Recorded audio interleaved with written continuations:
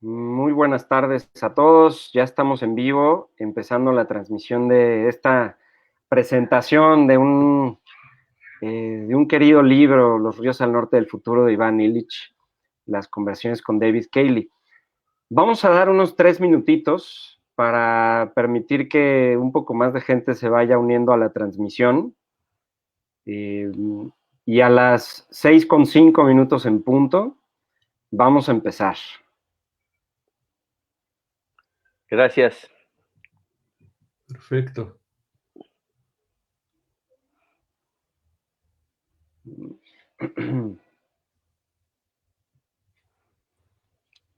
Que un poco más de gente se vaya uniendo a la...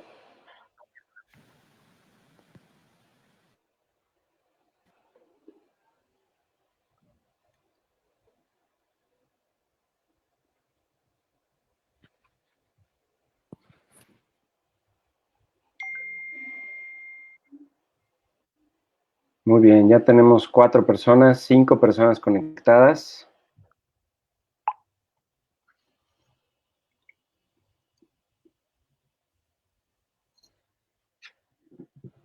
En lo que llegan las 6:05, les cuento que tenemos varios libros ya en Alios Ventos también en puerta. Vienen un par de libros de poesía, un libro de haikus mexicanos, un libro de... ¡Ah, qué bonito! Sí, está padre. Estamos apostando muy fuerte por la poesía. Vamos a editar a un poeta argentino también. Y vendrá también poesía mística oriental. Buenísimo. ¿Qué van a publicar? Pues vamos a publicar El diván de Atar. Me parece que es un poeta sirio. Para que le eches un ojo, Luis Javier. Por supuesto, no, encantado. Encantado, además, qué bueno que están publicando poesía, que es de lo más descuidado, ¿no? Y de lo menos promovido. Eso es excelente. Sí, caray, la poesía, nos surge poesía en esta vida. Así es. Y bueno, la colección de filosofía, pues ahí va ya. Los ríos al norte del futuro es el título número 4. Y pronto también tendremos nuevos títulos. Pues bueno, tenemos ya 9 personas. Yo creo que podemos empezar a conversar en esta charla entre queridos amigos, colegas. Les quiero presentarme en primer lugar. Mi nombre es Diego Rosales. Soy miembro del Consejo de Dirección de Alios Ventos Ediciones y tengo el placer y el honor de coordinar esta conversación entre queridos amigos de Alios Ventos, que ya también amigos de hace tiempo. Les presento rápido a cada uno de ellos, a reserva de que luego los vuelva a representar cuando les toque su turno al BAT. Están con nosotros Eduardo Garza, si puedes saludar, Eduardo, para que sepamos y sepa nuestra gente quién eres. Yo mero. Está con nosotros Luis Javier López Fargeat. Hola, ¿qué tal? ¿Qué tal a todos? Hola, Luis Javier, y Humberto Beck. Pues vamos a empezar contigo, Luis Javier, si te parece bien. Les cuento, Luis Javier es profesor investigador en la Universidad Panamericana, en la Ciudad de México. Es investigador nacional, forma parte del Sistema Nacional de Investigadores del SNI nivel 3, y pues es un gran experto en la recepción aristotélica, en la filosofía árabe, y también un gran conocedor de Ivan Illich. Luis Javier pues ha publicado ya un montón de libros sobre Aristóteles, sobre estética, sobre racionalidad, argumentación, y sus intereses también sobre la modernidad pues lo han acercado mucho a estudiar a Illich. Y pues bueno, cuéntanos lo que tú quieras, ahora sí que, Luis Javier, de tu experiencia con Illich, con este libro. Adelante, tienes la palabra. No, muchas gracias, Diego. Estoy muy contento de estar aquí con Eduardo, con Humberto, con Diego también. Lástima que no puede ser en vivo, pero pues bueno, vamos a conversar muy rico, creo, esta tarde. Quiero agradecer primero pues a la editorial Alios Ventos por invitarme a este conversatorio. Los quiero felicitar muchísimo por haber publicado este libro y por emprender con este proyecto en una editorial independiente en unos tiempos tan difíciles. Y hace un momento que Diego nos comentaba que incluso han apostado por la poesía, me parece muy valiente de su parte, pero lo celebro enormemente. Entonces los felicito a todos, a Juan Manuel, a Alonso, a Diego, a José María, a Gabriel, a todos. Y pues bueno, una vez felicitados, quiero decir también que celebro enormemente la publicación de este libro, Los ríos al norte del futuro. Y antes de hablarles un poco de mis impresiones acerca de la traducción y de los contenidos del libro, yo quisiera recordar a un querido amigo de quienes estamos aquí presentes, Jean Robert, quien falleció el 1 de octubre y quien creo que debió haber estado entre nosotros para conversar acerca del prólogo que escribió para este libro. Hay que decir que la edición original en inglés que tengo por aquí, de 2005, incluye el prólogo de Charles Taylor y el prefacio y la introducción de David Cayley. Y en la edición pues mexicana me ha parecido un acierto magnífico añadir el prólogo de Jean Robert y el postscriptum de Gustavo Esteva, ¿no?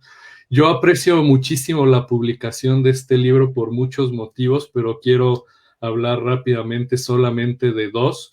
El primero de ellos se relaciona con lo que aporta este libro a quienes estamos interesados en estudiar el pensamiento filosófico y teológico de Iván Illich, entonces pienso que es una oportunidad espléndida para poder conversar en ese tono con Eduardo y Humberto.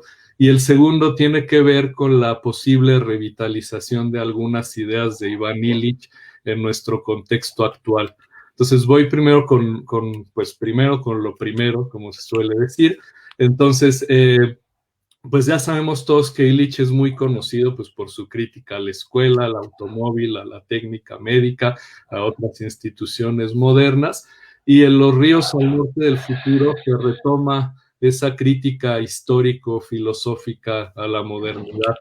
A mí me parece fascinante que desde que leí el libro en inglés hace tiempo, que en esta ocasión lo hace bajo la óptica de una premisa teológica que, como saben, en el prólogo Charles Taylor resume de la siguiente manera, diciendo: la modernidad no es ni el cumplimiento ni la antítesis del cristianismo, sino que es su perversión. Eso significa que el análisis de la modernidad exige la comprensión del cristianismo y su destino. Y este libro ha llamado especialmente la atención por la reaparición de la perspectiva teológica de Illich. Eso generó bastante discusión desde la primera aparición del libro en inglés, y pues es algo que llamó la atención a varios de los lectores de Iván Illich. A mí me parece que recientemente se ha planteado una interesantísima discusión con un carácter pues bastante teórico, que aparece ya en el prólogo que hace Giorgio Agamben a otro volumen que se publicó en 2018, The Powerless of the Church, que reúne los escritos tempranos de Iván Illich. La tesis de Agamben, dicho de manera muy breve, plantea que hay una continuidad entre las ideas teológicas concebidas por Iván Illich cuando estaba integrado a la Iglesia, y las ideas formuladas cuando tomó distancia o cuando menos se reubicó en las márgenes de la Iglesia. Agamben sostiene que, aunque las obras posteriores, las de la década de los 70, es decir, una vez que Illich se había alejado de la Iglesia, pues que ahí no se percibe influencia alguna de sus ideas teológicas, y por lo tanto pues vale la pena discutir si existe una continuidad entre lo que llamaríamos Monseñor Illich e Iván Illich. A mí me parece que en algunos de los escritos que podríamos llamar críticos, como decía, y que Humberto ha trabajado de manera extraordinaria y tiene un libro importante al respecto, pues en ese tipo de textos hay reflexiones importantes sobre la situación de la iglesia, ¿no? Pienso, por ejemplo, en Alternativas, en donde discute bastante acerca de la institucionalización de la iglesia, el papel del sacerdocio, el futuro de la iglesia. Entonces, parecería que el enfoque en escritos como ese es principalmente crítico histórico, desde mi punto de vista también es filosófico, y parecería pues también que de acuerdo con la tesis de Agamben, tras ese enfoque crítico se deslizan algunas tesis que bien ya podrían prefigurar la premisa teológica que, como decía, guía de alguna forma las conversaciones que se reúnen en los ríos al norte del futuro. Recuerden, esa premisa es la modernidad, es la perversión del cristianismo. Me parece a mí muy sugerente poner sobre la mesa de nuestra conversación el sentido que tendría esa tesis. Jean Robert retoma y discute este problema de la continuidad entre la obra de Illich en su prólogo y nos dice que esa continuidad puede ser y puede no ser. Es decir, hay algo así que me gusta cómo lo dice, como una ruptura de continuidad. La continuidad podría estar presente, dice él, pero en silencios apofáticos.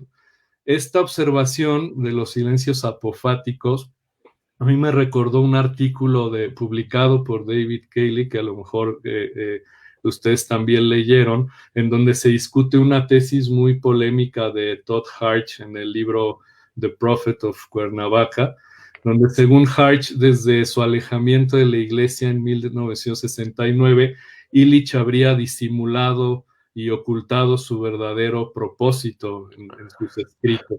Es decir, en sus escritos habría entonces una especie de teología encriptada, o si se quiere, camuflada, ¿no? La razón es que parece que no se percibe un bagaje teológico en los escritos críticos de Illich, según Harch, pero a pesar de eso, la teología está ahí. A mí esa tesis me intriga particularmente porque, como saben, a lo largo de la historia de la filosofía, ha habido en distintos momentos una tendencia a leer ciertos escritos filosóficos en clave esotérica. Cayley sostiene que probablemente Hart no esté del todo equivocado.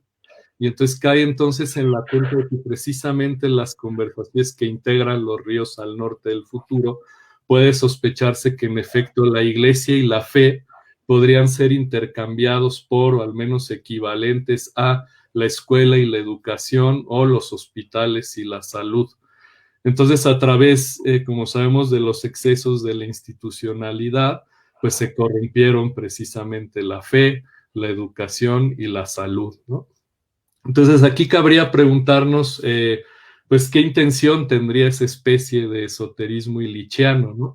Cayley, en su búsqueda por responder si hay o no un esoterismo illichiano, consultó un libro muy conocido en ciertos ambientes filosóficos de Arthur Meltzer, que se titula La filosofía entre líneas, el arte perdido de la escritura esotérica. Y eso me parece interesante para nuestra discusión porque en ese libro Mesmer distingue 4 formas de esoterismo filosófico. Uno, cuando se escribe de manera esotérica porque el autor se está protegiendo a sí mismo porque corre el riesgo de la persecución, como sería el caso, por ejemplo, de el famoso libro de Leo Strauss, de la escritura y la persecución y el arte de la escritura, perdón. Otra forma de escritura esotérica sería al revés, es decir, cuando la finalidad es que el autor le haga daño a algunas personas, porque en sus textos hay, podríamos decirlo así, unas verdades peligrosas, ¿no? Y entonces habría que cuidar a algunas personas a las que les podría hacer daño ese tipo de verdades peligrosas. Las otras 2 formas de esoterismo serían lo que Meltzer llama el esoterismo pedagógico y el esoterismo político, y esas 2 formas de esoterismo se dan cuando por algún motivo podría ser el entorno cultural o el entorno social en el que alguien esté escribiendo, decide que conviene transmitir de manera velada o entre líneas un mensaje que podría considerarse positivo para la sociedad. Entonces la pregunta, cuando yo leí esta tesis de Jean Robert y el silencio apofático, pues la pregunta que me venía a la mente era, pues, ¿en cuál de esos esoterismos cabrían esos silencios de Illich? ¿Cuál sería el mensaje positivo, si es que hay un mensaje positivo que pretendería transmitir, ¿no? A mí me parece, por otro lado, que en toda forma de escritura siempre hay algo que se deja de decir.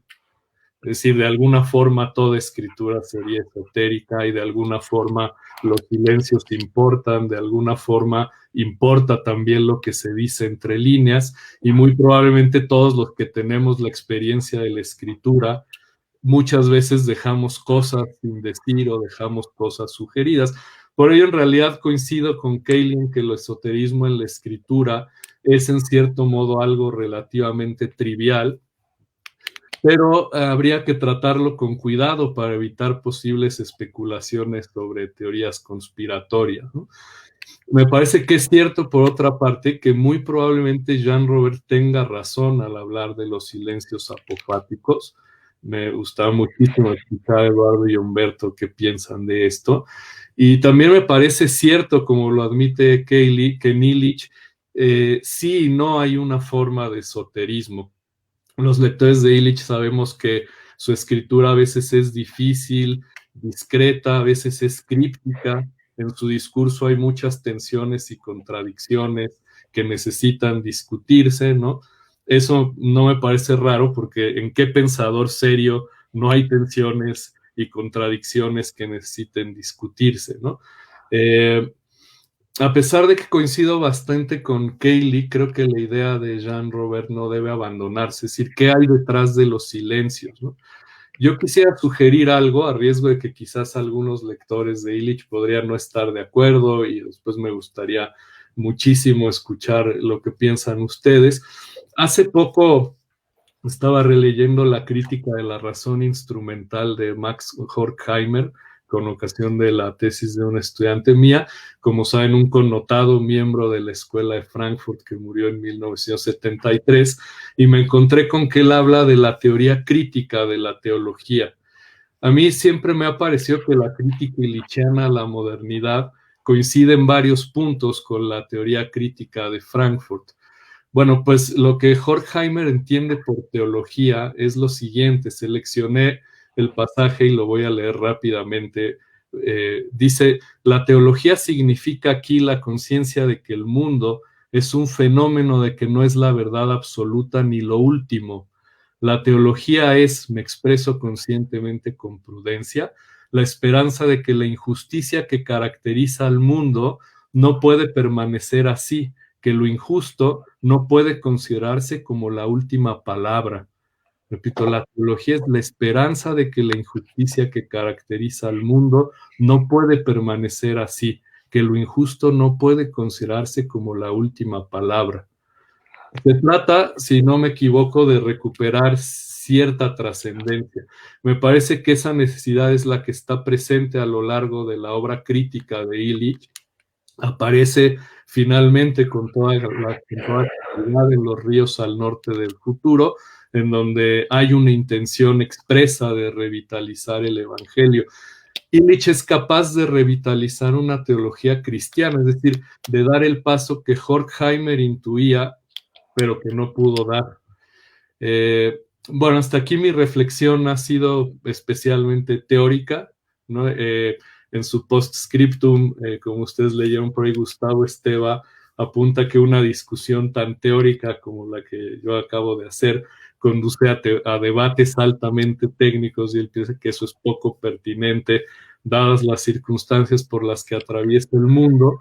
A mí me parece que algo de razón podría tener, pero por eso quisiera mencionar rápidamente, para pasar al segundo punto que prometí tocar, que es el de la revitalización de Illich, que aunque en efecto esta discusión parece demasiado teórica y complicada, creo que sí permite recolocar el planteamiento teológico de Illich, que a mi juicio radica principalmente en la revaloración de la idea del amor al prójimo.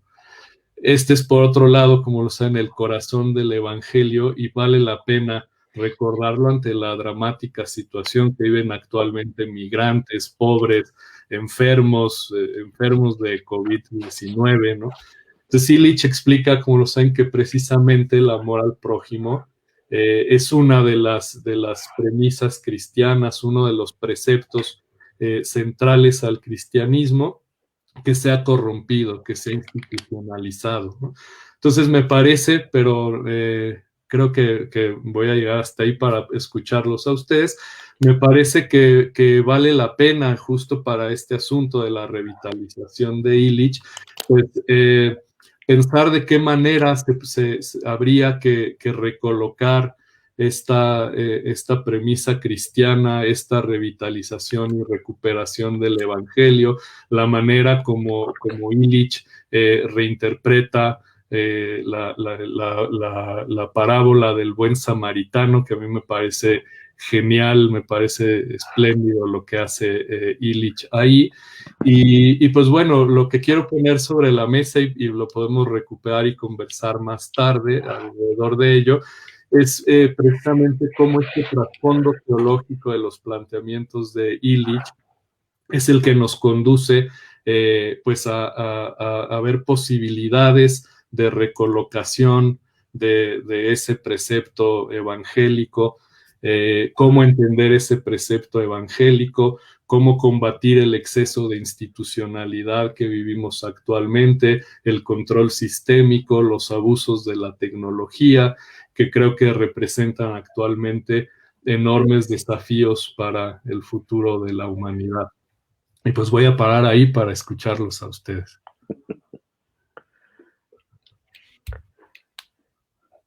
Bien, pues fascinante, muchas gracias. Sí, porque Diego no te escuchas. Diego, tu micrófono. Perdónenme, soy bastante torpe aquí con estas cosas. Pues muchísimas gracias, Luis Javier. Una de las características de esta presentación que más nos entusiasma es que estamos aquí entre tres personas que colaboraron muy de cerca y que incluso formaron parte en su momento del consejo editorial de la revista Conspiratio, fundada y liderada por nuestro querido Javier Sicilia. Y allí, por supuesto, estaba el gran Jean Robert. Lo menciono y lo traigo a colación porque siempre es bello traer los nombres de los amigos a colación, pero también porque es cierto que esa revista fungió como un catalizador de todas estas discusiones. Mencionabas, Luis Javier, el postfacio, postscriptum de Gustavo Esteva, que en una presentación como esta hace unas semanas, pues justamente mostraba una postura crítica hacia el énfasis que se puede hacer desde una cierta lectura hacia la dimensión teológica del pensamiento de Iván Illich.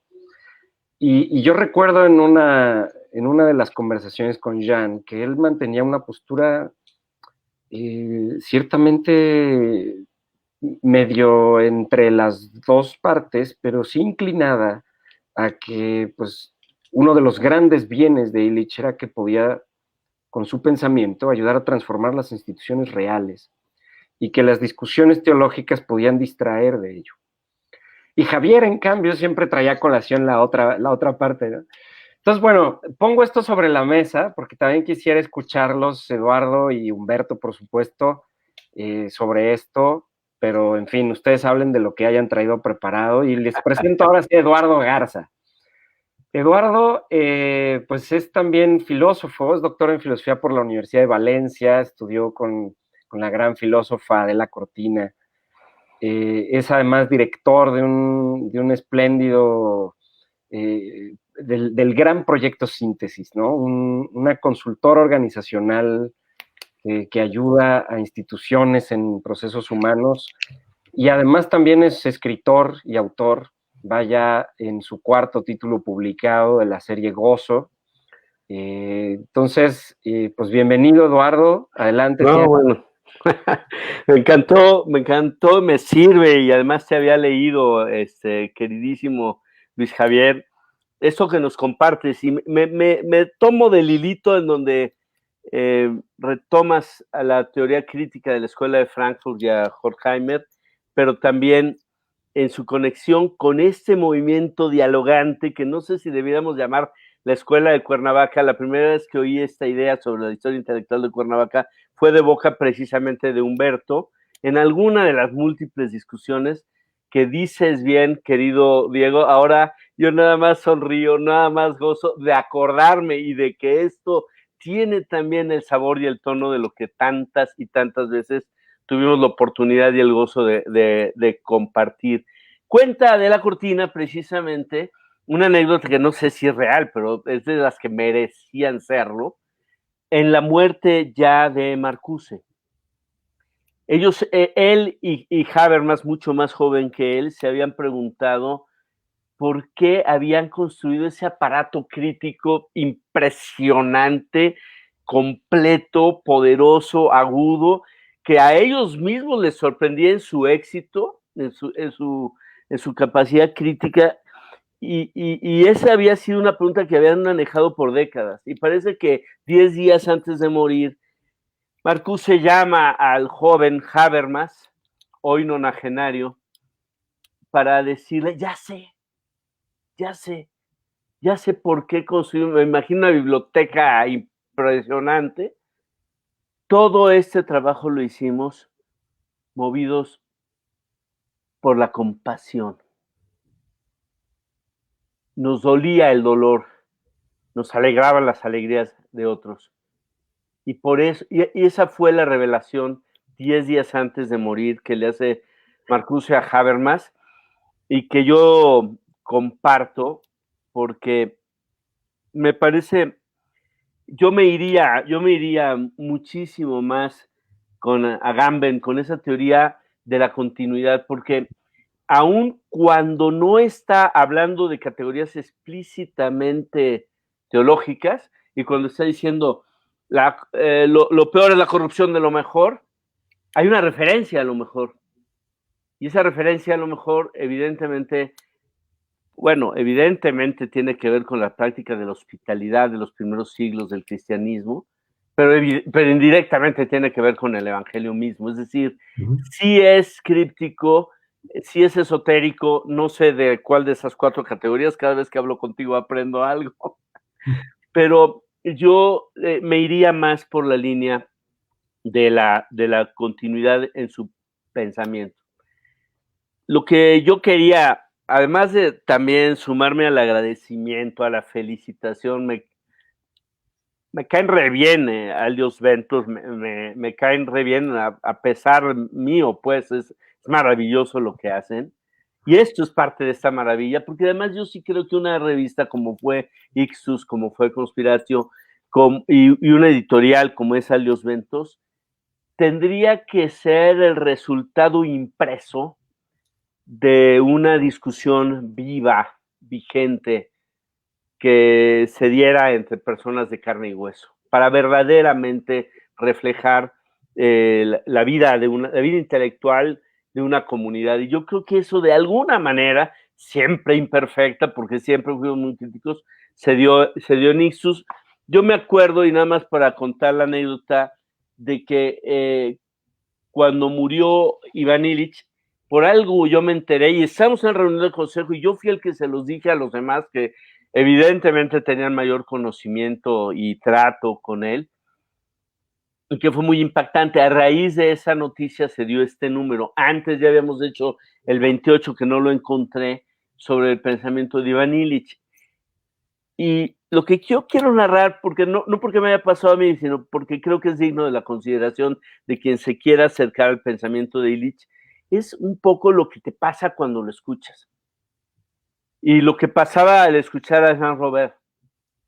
Lo primero es un pensamiento tan radical en el sentido profundo de la palabra, es una crítica tan honda a la modernidad occidental que a veces parece tonto. A veces nos genera una resistencia tan grande como la primera vez que te contaron sobre el complejo de Edipo. Y tu primera reacción es decir, ¿de cuál fumó Freud? ¿No? Sin embargo, acá hay algo mucho más hondo qué en lo que Riquet llaman los maestros de la sospecha, porque esa es una sospecha no hacia las ideas de la modernidad, sino hacia, yo creo, y a veces dice Illich, no estoy hablando como teólogo, estoy hablando como historiador, de todos modos estoy de acuerdo con la teoría de la continuidad, pero que quede claro que aquí no estoy hablando como teólogo, ni como filósofo, estoy hablando de historia, y eso a mí me parece como muy bello, muy interesante, pero entonces cuando uno se siente un cuestionamiento tan radical, tan hondo, a las instituciones de las cuales uno es egresado, el primer impacto es de sorpresa, pero el último es de no poder olvidarlas. El otro día estaba leyendo la anécdota, seguro la conoces tú, querido Luis Javier, que andas en tantas historias metido, pero esa es bellísima, la del contrabandista que pasa a diario una frontera y que todo el mundo sabe que es contrabandista, pero es un cuate muy hábil que nunca le han encontrado nada. Y se establece una relación de esas bien interesantes ahora sí que entre el contrabandista y el vista aduanal que diario lo verificaba, y el amigo pasaba diario la frontera montadito en su burro muy humildemente, y después de muchos años de esta relación casi de admiración y de reto intelectual entre el que revisaba y el que contrabandeaba, se encuentran ya jubilado uno y el otro para preguntarle al guardia aduanal, ya no puede morirse sin habérselo encontrado, y cuando se lo encuentra le dice, ya dime qué contrabandeabas. Burros. Estas evidencias, estas cosas que una vez que las ves, esas historias que una vez que las ves ya no se te olvidan. Así es el pensamiento de Iván Illich, que inicialmente nos genera, o por lo menos a mí me generaba, muchísimas resistencias hasta parecerme tonto. Yo quiero escuchar a Humberto porque él sí sabe de esto, pero quiero lanzar también una impresión y una pregunta, porque el trabajo de Illich es radical, es escandaloso, es fascinante, es inolvidable, como el contrabandista y el burro, o los burros de alguna forma Iván Illich, que por cierto Vicente Leñero no dejaba de reírse. ¿En serio ese amigo se llama Iván Illich? ¿Sí? Sí, entonces le parecía maravilloso, es como llamarte Raskolnikov, ¿no? Para él, un literato puro, decía, Iván Illich se llama así, ya le consolaba que fuera con doble L, pero en fin, es divertido. Yo tengo este tema, y con esto cierro. Yo no sé hasta qué punto haya que buscar un mayor equilibrio hoy entre la crítica y la denuncia lapidaria, radical, fascinante, honda, que hace de nuestro tiempo, porque es de nuestro tiempo, versus, digamos, el anuncio. Cierro diciendo, hay dos dialécticas, ¿no? Aquí, para mí, muy importantes. Una es la tensión entre el carisma y la institución. Para Illich a veces pareciera que institución quiere decir perversión, quiere decir corrupción de lo carismático. Yo creo que podríamos ser más benévolos con la historia de las artes, la historia de la iglesia, la historia de las instituciones, para darnos cuenta que finalmente se requieren, que un carisma sin institución se evapora y una institución sin carisma se petrifica, pero que en el fondo la historia es la historia de la tensión dialéctica entre ambos movimientos, que se repelen, se alucinan, pero se admiran y se requieren mutuamente, como el contrabandista y el vista aduanal. Entonces, es chistoso, ¿no? Porque cuando hablamos de la escuela de Cuernavaca, yo creo que va a resucitar de su tumba Iván Illich diciendo, no les dije que escuela, no les dije que habíamos de ir hacia una sociedad desescolarizada y que la escuela era la corrupción de la educación, ¿no? Entonces, y nosotros diciendo, ¿y no será la escuela de Cuernavaca estos? No sé si me estoy explicando, hay como una venganza en este ejercicio mismo, en el libro, en todo esto, hay una sabrosa venganza del demonio de la institucionalidad que dice, te estamos publicando y leyendo en el Colegio de México, ahí está Humberto Beck, ¿no? Está divertido. Pero la segunda no es la tensión institución-carisma. La segunda es el equilibrio denuncia-anuncio, en el cual también un loco como yo a veces se queda sumido. Porque, como bien dijo Diego, pues sí, eso soy consultor de instituciones, organismos de la sociedad civil, de la ciudadanía organizada y de empresas de hospitalidad, hoteles, hospitales, restaurantes, en donde yo hablo de Iván Illich, no para decirles, son ustedes la podredumbre de esta sociedad, han corrompido lo mejor, sino para decirles, no podremos rescatar el sentido original del vínculo y de la universalidad de las relaciones y de la ética del cuidado, aún contando con tecnología y con sistemas contemporáneos. Y yo lo dejo como un reto. Es muy probable que alguien como Javier, no tuve el gusto de tratar a Iván Illich,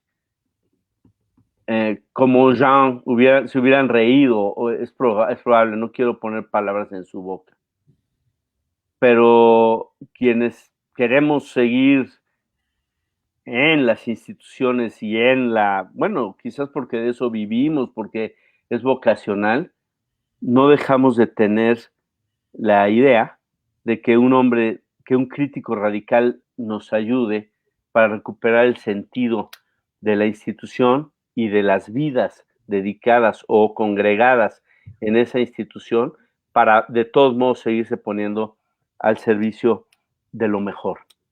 Ese sería mi comentario. Genial, Eduardo. Muchísimas gracias. Aprovecho el espacio para invitar a los que nos están viendo a que si tienen alguna pregunta o comentario que quieran hacer, pónganlo ahí en los comentarios de Facebook. Después de que Humberto participe, vamos también a dar un espacio a dialogar entre nosotros, pero también con ustedes, porque de eso se trata esto, ¿no? Que sea una tertulia, una mesa de conversación. Pues presento entonces finalmente a Humberto. Él es doctor en Historia Intelectual por la Universidad de Princeton, actualmente profesor en el Colegio de México, y ha publicado ya un par de libros, uno publicado por la Universidad de Pensilvania, The Moment of Rupture, Historical Consciousness in Interwar German Thought, pero también publicó hace unos años, no sé si 2 o 3 años, un libro editado por Malpaso Ediciones, titulado Otra modernidad es posible, el pensamiento de Iván Illich. Entonces, pues sin duda estamos ante alguien que, pues por supuesto, conoce también a profundidad el pensamiento de Illich. Y pues adelante, Humberto, tienes la palabra. Muchas gracias, Diego. Muchas gracias a la editorial Alios Ventos por convocarnos y muchas gracias también a Luis y Eduardo por la conversación. Yo también quisiera comenzar evocando a la figura de Jean Robert, que fue uno de los principales lectores e intérpretes de la obra de Iván Illich en todo el mundo y un pensador muy importante por derecho propio. Yo creo que tenemos que releerlo cada vez más y creo que el pensamiento de Illich se está volviendo cada vez más relevante. Bueno, también quisiera agradecer a la editorial, a Alios Ventos, por haber publicado en español este libro, hacerlo disponible para el público en México y de habla hispana en general, porque creo que es un libro muy, muy importante para entender el pensamiento de Illich en toda su complejidad y toda su completud, digamos, de evolución de etapas, pero también es un libro muy importante para entender muchos de los aspectos del mundo contemporáneo. Es algo de las cosas que criticar en mi intervención. Es importante este libro de conversaciones entre Iván Illich y esta periodista que nadie se conoce, que también es muy importante estudioso de Illich. Entonces, es un libro importante porque es una obra reveladora de muchas cosas. Por ejemplo, en primer lugar, obviamente revela la última etapa del pensamiento de este autor, que es Ivan Illich, que es sobre todo conocido por lo que podría llamarse su primera etapa.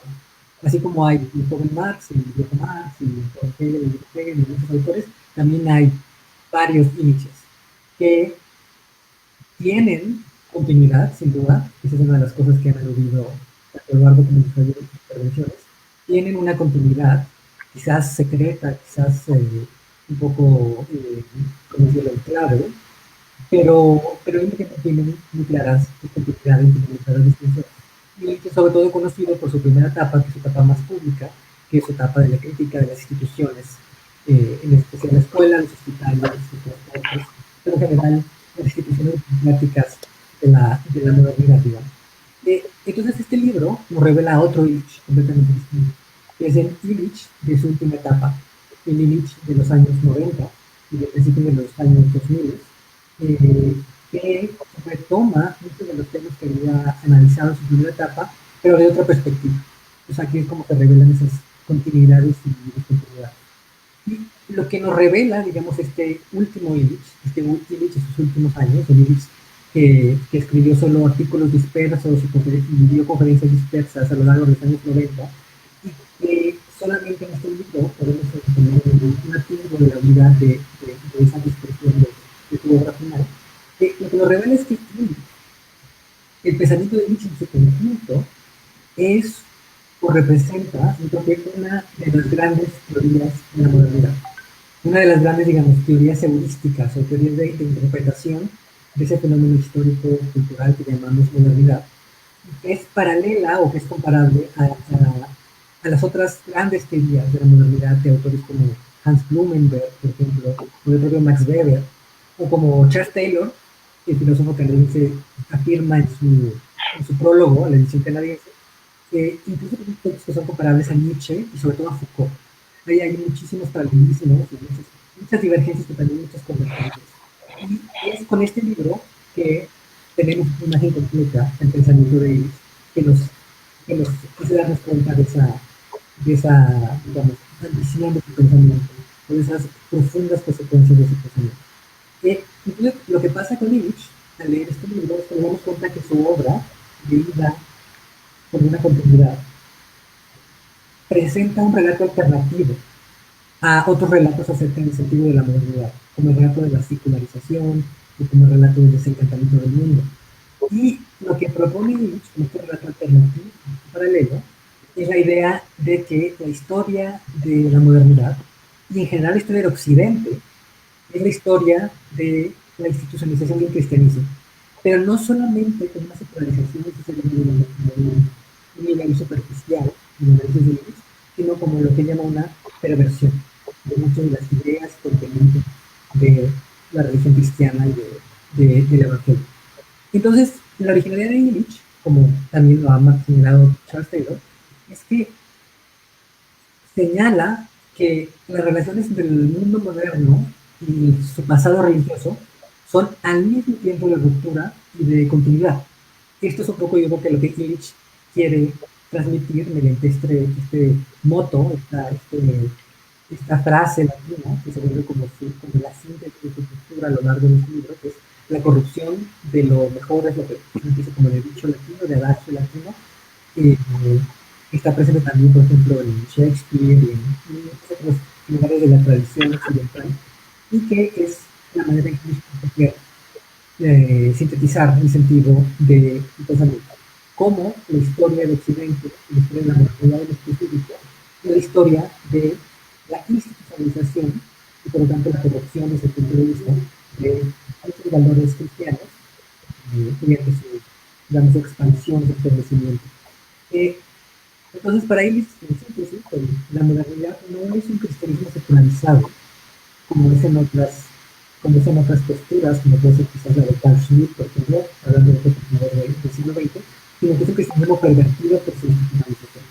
¿Y cómo se ha institucionalizado? Pues mediante la generalización de instituciones que quieren, digamos, expandir el mensaje original del Evangelio que tiene que ver con la obra de Jesús, especialmente las instituciones de servicio, por ejemplo, con las escuelas, con los hospitales, que utilizando términos tecnologizan lo que originalmente era una libertad, una gracia de entregarse a Oye, Humberto, perdón que te interrumpa, creo que se te escucha un poco mal. No sé si oye como, okay, como estática. No sé si tu micrófono esté... En fin, no sé si haya algo que podamos hacer al respecto, pero para que lo sepas... Sí. Oye, entonces, bueno, dame un minuto. Lo que se puede hacer es que me ponga Yo los creo que audífonos podemos mientras usar el esperar, otro no micrófono. pasa absolutamente Entonces, nada. Tómate un minuto para ponerte los audífonos. sí. Es la venganza de la modernidad. Exacto. Se ponen a hablar mal de ella y ella se pone también en plan pesado. ¿Qué hubo? ¿No? Exactamente, no me maltraten, ¿no? No me maltraten. Si van a ponerse muy, muy pinches críticos, pues ahí les voy, a ver si todo. En ese plan se pone, es diabólica. Exactamente. A ver. Pues, Vamos a ver si esto mejora. Yo creo que sí. Continúa, Humberto, adelante. Mucho mejor. ¿Se escucha mejor? ¿Se escucha? Bueno, ahí, precisamente respecto a lo que decía Eduardo, yo creo que otra cosa que tenemos que admitir es la enorme contradicción de este evento.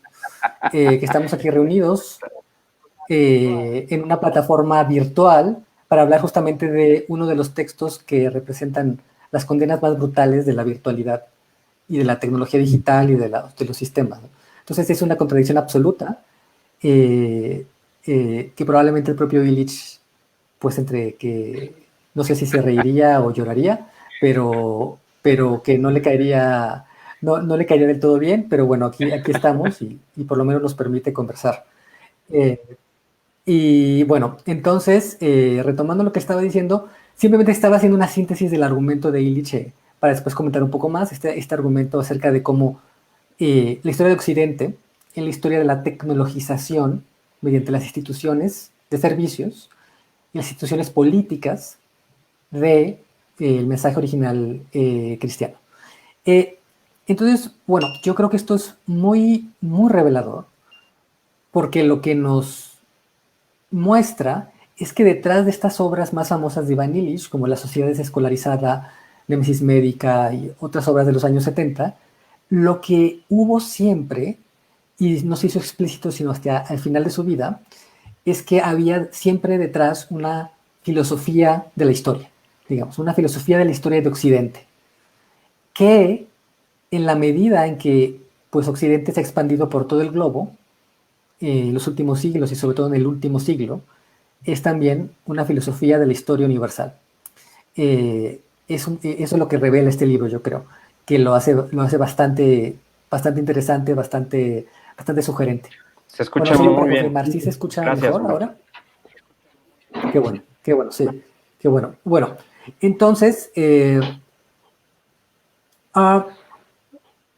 lo que Illich propone es también algo yo creo que muy interesante desde el punto de vista histórico e historiográfico, que es proponerse cómo pensar lo auténticamente nuevo en la historia. Y lo que Illich propone, o lo que Illich sugiere, es que este tema de pensar lo nuevo en la historia no es solamente un tema de la modernidad, sino que es un tema del cristianismo. Y lo que él quiere hacer es entonces eso, leer la historia de Occidente, e indirectamente la historia del globo, como una historia de los progresivos o continuos efectos de la asimilación de la fe cristiana en la historia misma. Esto es lo que es para él la historia de Occidente, es la historia de esta asimilación del Nuevo Testamento, que representa una continuidad de acontecimientos tremendamente ambiguos. Y esa es la segunda parte del argumento. Porque al mismo tiempo que permite lo que Illich llama descubrimientos gloriosos o asombrosos, de posibilidades de libertad, de posibilidades de encuentro, de posibilidades de imaginar las relaciones humanas, también abre la posibilidad de pervertir y de traicionar esa nueva libertad. Y entonces aquí lo que quisiera retomar es, para Illich, ¿en qué consiste esa ambivalencia de lo que aportó la fe cristiana en la historia? ¿Cómo fue que la fe cristiana al entrar en la historia la transformó, la cambió? Y no se puede decir que en cierto sentido la fundó. porque hay ciertas interpretaciones que dicen que no fue sino hasta con el cristianismo que nace propiamente la historia con H mayúscula, esta idea de una serie de acontecimientos que se desarrollan de manera acumulativa y encadenada, que tienen un sentido interno. Y bueno, lo que introdujo el cristianismo, según Illich, es lo que él llama una nueva posibilidad de amor. Esto es lo que, así es como sintetiza, digamos, Illich, lo que aporta la fe cristiana. Esta idea de que hay una libertad absoluta e incondicional, más allá de cualquier límite étnico o nacional, para escoger a quién amar, para escoger a quién sea mi prójimo, para escoger a quién quiero que sea mi amigo, digamos, para utilizar, digamos, un término que le gustaba tanto. Esto es tremendamente disruptor, porque representa nada más y nada menos que la fundación realmente de la idea de universalidad en la historia. Antes, como señala Illich, incluso entre los griegos, cuando hablaban, por ejemplo, de ética, esto estaba siempre vinculado a un cierto arreglo interno a, por ejemplo, la gente que hablaba griego. O sea, la ética realmente solo se aplicaba dentro de ciertos límites comunitarios, nacionales, tribales, etc. Y el cristianismo lo que aporta es esta idea loca para su momento, y que sigue siendo hasta ahora también bastante radical, de que uno puede escoger con quién tener amistad más allá de esos límites étnicos o nacionales. Y Illich resalta, por ejemplo, cómo la propia etimología del término ética todavía tiene este vínculo con etnia, por ejemplo, y que está ahí ese vestigio de la no universalidad original de la ética, de su vínculo con grupos concretos, que es precisamente lo que rompe el cristianismo. Y bueno, también quisiera comentar que justamente por su vínculo con la teología y con la religión y con la Biblia, etc., esta exploración que realiza Illich entre las relaciones entre la fe y la historia son ideas muy difíciles de digerir, o incluso ideas muy difíciles incluso de socializar en el mundo contemporáneo, y sobre todo en una tradición laica y laicista como la mexicana, que ve con malos ojos o como con distancia todo lo que suene a religión por su particular historia política. Pero quisiera recordar que esto no es tampoco algo tan extraño en el pensamiento occidental, aunque son extraños en una tradición laicista como la mexicana, por ejemplo. Es un poco yo siento lo que estaba mencionando hace poco Eduardo, cuando mencionaba la anécdota de Marcuse, de cuál era el sentido de todo lo que había hecho la teoría crítica. Bueno, pues tenía que ver con la compasión, tiene que ver justamente con el amor al prójimo, con una idea bastante judio-cristiana. Y en general toda la escuela de Frankfurt, por ejemplo, toda la teoría crítica, tiene un cierto mensaje teológico implícito. Lo mismo se puede decir de otros pensadores como Heidegger, por ejemplo, obviamente de Carl Schmitt, incluso de autores como Derrida. Todos estos son autores que se mueven en una línea entre la teología y la filosofía. Entonces no es algo tampoco tan extraño lo que está haciendo Illich en la historia del pensamiento moderno. Pero aún así yo creo que hay que mencionarlo y enmarcarlo.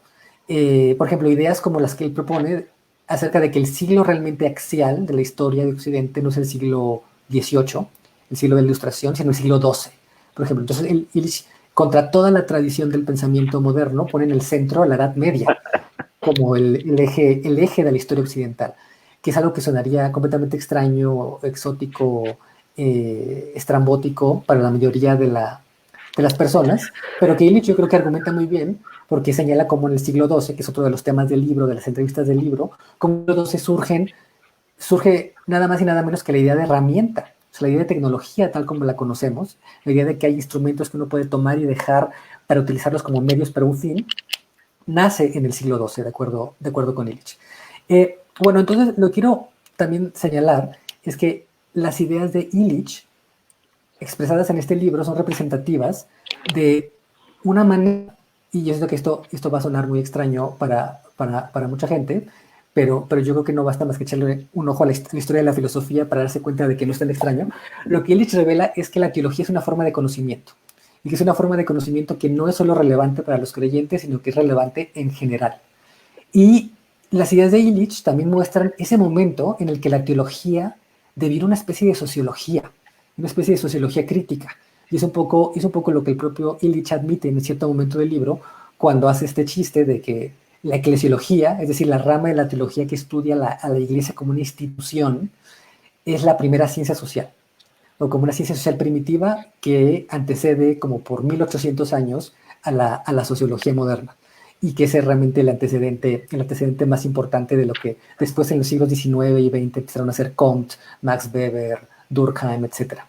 Yo creo que esto es muy relevante porque, por ejemplo, las ideas de Illich, que están muy enraizadas en esta tradición teológica, nos ayudan a pensar cuál es la naturaleza de la era contemporánea. Yo creo que esto es, por ejemplo, relevante en general, no solo para, más allá de si uno es creyente o no creyente, si uno cree en esta importancia o no de la Edad Media como edad axial, etc. Las ideas de Illich son muy relevantes para la contemporaneidad, porque él propone otra manera, o él propone otro nombre para la edad contemporánea. Ya se han ensayado varios, que algunos, por ejemplo, como el de posmodernidad, vino y se fue, y envejeció bastante rápido. Ese fue como un intento, ¿no? En los años 80 y 90 de llamar a la edad contemporánea diciendo que era postmoderna. Otro intento que se ha vuelto más popular en el siglo XXI es llamarla una edad neoliberal, o utilizar el neoliberalismo como la categoría clave para interpretar la edad contemporánea. Hay otros autores, por ejemplo, que dicen que la edad contemporánea se caracteriza por ser presentista, porque ya no hay una clara idea del futuro, que fue lo que articuló, por ejemplo, a la edad moderna. Entonces, bueno, frente a todas estas posibilidades, llamarla posmoderna, neoliberal, presentista, lo que propone Ivan Illich es llamar a la edad contemporánea la edad de los sistemas. O sea, la edad en la que la idea de sistema se vuelve digamos, como metáfora base de todas las formas de interacción social, de todas las formas de comunicación y de la forma en que se concibe la propia naturaleza. Y eso tiene que ver con lo que les decía antes, esta idea de Illich, de que la idea de tecnología, tal como la entendemos, no es atemporal, no es ahistórica, no es eterna, sino que nace en el siglo XII. Bueno, así como nace en un momento, dice Illich, la idea de tecnología terminó más o menos a finales del siglo XX, y él dice, más o menos en algún momento de los años 80 cambió la etapa histórica en la que estábamos viviendo, terminó la edad de la tecnología y empezó la edad de los sistemas. Y Illich dice que esto sucedió porque un sistema es diferente de una herramienta. Por ejemplo, una herramienta, como les decía, es algo que se toma y se deja, porque se puede utilizar como un medio para un fin. En cambio, un sistema es algo que integra siempre al usuario. Digamos, el operador de un sistema es siempre parte de un sistema, es siempre el nodo de un sistema. Entonces ya no es un sujeto que utiliza a la herramienta como un objeto, como un instrumento para hacer un fin, sino que es, digamos, más bien el instrumento. Los usuarios de los sistemas somos los instrumentos del sistema. Y bueno, entonces esto es lo que Illich también documenta a lo largo de las varias entrevistas. Por ejemplo, cómo se aplica la manera en que entendemos la naturaleza ahora como un ecosistema, por ejemplo, o cómo los seres humanos nos empezamos a pensar ya sobre todo como unos sistemas inmunes. Yo creo que, y esto se vuelve particularmente relevante en estos momentos, ¿no? Cuando hay una pandemia, cuando hay una epidemia global, en la que justamente se trata de cómo los diferentes estados pueden reaccionar de manera más o menos eficaz para esta regulación de los sistemas inmunes de su población respecto a una situación de crisis sistémica. Entonces yo creo que aquí el pensamiento de Illich también se vuelve muy, muy relevante. Bueno, quisiera finalizar diciendo que otra de las razones que sintetiza, porque creo que este es un libro muy relevante, es porque creo que Los ríos al norte del futuro son una obra apocalíptica en varios sentidos. Primero porque revelan el sentido oculto de mucho del pensamiento de Illich anterior, que ya ven que esta es la etimología de Apocalipsis, es revelación. Entonces, este es un libro que revela este sentido oculto del pensamiento illichiano anterior, pero también es un libro apocalíptico de manera literal o de la manera en que más usualmente utilizamos el término, porque es un libro que tiene que ver con el fin del mundo. Hay una parte del libro, hay varias partes del libro que son sorprendentes y perturbadoras de leer en el presente. Cuando Illich afirma, por ejemplo, que esta historia de Occidente como la historia de la perversión del Evangelio, lo que él llama, retomando a San Pablo, el misterio de la iniquidad, la historia de las traiciones o perversiones del Evangelio, es algo que ha estado en incubación. Así lo dice Illich, es algo que ha estado en incubación a lo largo de los siglos de la historia de Occidente, pero dice, ahora se está rompiendo el cascarón de eso que se estuvo incubando durante siglos. Y entonces dice que esto lo que revela es que no estamos en una era postcristiana, sino que al revés. Estos últimos 30 años, digamos, estos últimos 30, 40 años, son, y aquí lo voy a citar literalmente, la época más obviamente cristiana, lo que significa que podría estar bastante próxima al fin del mundo. Esto ya en los años 90, digamos, cuando él estaba dando las entrevistas, ya era bastante perturbador, pero leído en 2020, pues resulta mucho más perturbador. Porque justamente en los últimos 20 años yo creo que son la historia de la confirmación y la exacerbación de muchas de las tendencias que Illich identifica en el libro como características de la edad de los sistemas. Por ejemplo, Internet. Cuando Illich estaba hablando, Internet estaba pues apenas naciendo, se seguía viendo como una herramienta de comunicación. Ahora Internet es, también de nuevo para citar a San Pablo, es el aire, es el aire en que somos, existimos y nos movemos, ¿no? Como Dios para San Pablo. Ahora ya no solo hay problemas ecológicos, sino que hay un colapso sistémico del clima, que es a lo que nos referimos con el calentamiento global, el cambio climático. Y ahora estamos todos en una situación de sincronización global de la inquietud por la autoadecuación de nuestros sistemas inmunes individuales respecto a esta situación de crisis sistémica global de la pandemia. Entonces, digamos, sí, en los años 90 ya sonaba inquietante leer mucho de lo que hablaba Illich, yo creo que ahora es asombroso y es perturbador, como les decía. Al mismo tiempo, pues el sentido del apocalipsis tiene que ver con el fin, pero todo fin tiene que ver con un comienzo. Entonces, inevitablemente, al hablar del fin del mundo, tenemos que hablar, inevitablemente, no solo por lógica, sino por supervivencia de la esperanza, que es lo que está en el título del libro. Esta idea de que hay un norte del futuro, donde hay ríos, de donde emana agua, donde emana algo, que es una especie de manantial que está más allá del tiempo, que es el origen de la esperanza. Entonces, bueno, para no ser tan devastador o para no tener esta lectura tan oscura, creo que inevitablemente la parte más crítica del pensamiento de Illich sobre el presente nos invita a pensar acerca de la esperanza. Y aquí me detengo. Wow, pues muchas gracias, Humberto, por resaltar todos estos niveles de lectura y las partes definitivamente relevantes de este texto. Para los que nos están escuchando y nos están viendo, yo simplemente quiero hablarles un poquito de la naturaleza del texto, porque no es un texto ordinario, no es un libro que haya escrito Iván de principio a fin, que sea el resultado de un trabajo de investigación. El libro lleva por subtítulo Conversaciones con David Cayley, y Cayley lo tituló en su versión inglesa The Testament of Ivan Illich. Y el libro tiene dos partes, fundamentalmente.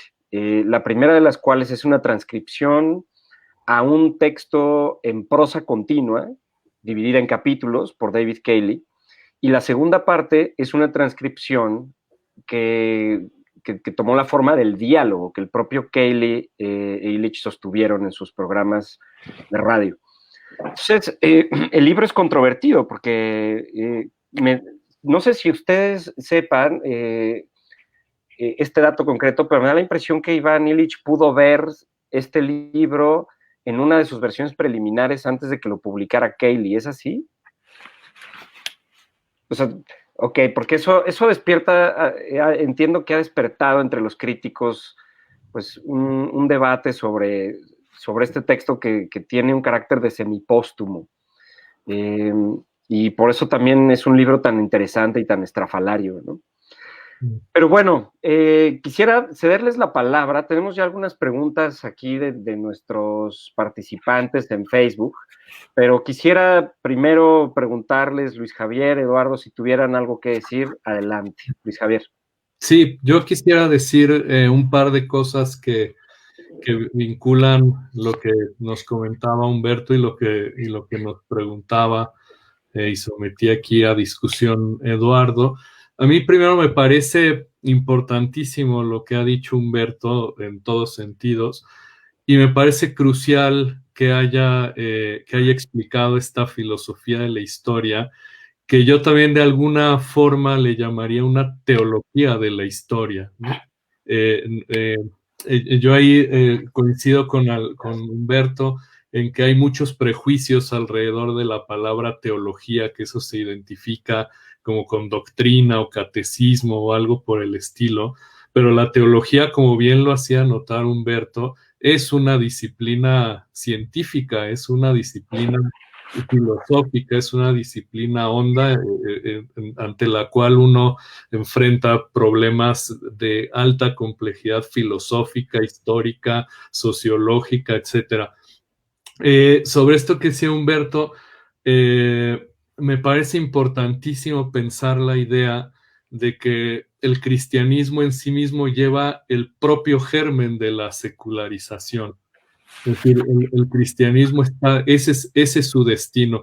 Eso es lo que sugería en mi intervención cuando decía que la modernidad tendría que leerse como la historia del cristianismo y su destino, pero como bien hacía notar Humberto, el destino no es la desaparición del cristianismo y una era secular, sino que el cristianismo, la historia del cristianismo es en sí mismo esa historia de la secularización. Eso que suena enormemente hegeliano, a mí siempre me recuerda el espíritu del cristianismo y su destino, y ahí voy a conectar un poco con lo que decía Eduardo, en donde justo Hegel nos explica que el destino del cristianismo es que tiene que objetivarse, tiene que institucionalizarse, por lo que decía Eduardo, ¿no? Es decir, posiblemente Jesús no tenía muy en mente la idea de la construcción de una institución como fue la iglesia. Como dice Hegel, la reducción del cristianismo es a una ley subjetiva, que es esta del amor al prójimo, pero esa ley se tuvo que positivizar.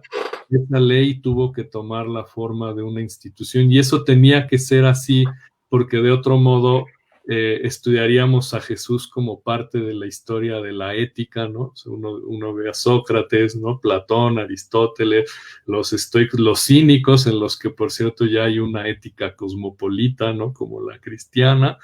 Y de pronto pues aparecería Jesús, ¿no? Y quizá la gran diferencia, lo que extrae o distingue el cristianismo de la historia de la filosofía, es que justo aparece esa institución que conocemos como la iglesia y que lleva en sí misma el germen de su declive, de su propia pues de su propia destrucción, para decirlo crudamente, ¿no? Es decir, ese tiene que ser el destino, ¿no? Por eso lo que decía Humberto, de que esta es quizá la era más cristiana, ¿no?